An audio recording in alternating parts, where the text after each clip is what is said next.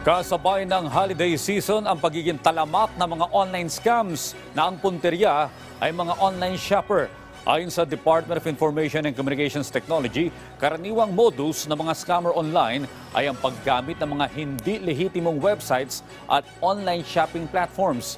Kaya kahit magbayad ang customer ay hindi tama o hindi naipapadala ang mga pinamili nito. Pinayuhan naman ng DICT na kung maari ay mamili na lang sa mga registered websites o social media applications para makaiwas sa mga scammer. Samantala, ipinagmalaki naman ng DICT na posibleng maging 15,000 na ang access points na may tatayo nila sa buong bansa para sa libreng Wi-Fi. Sa ngayon kasi ay aabot na lamang sa 13,000 ang access points na nagkalat sa iba't ibang rehiyon kasama na ang BARM.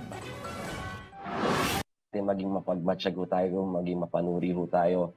Only go to the, kasi marami ho ngayon sa mga social media sites natin, may mga links ho, may mga paid advertisements that would lead you to sites, akala mo shopping platform.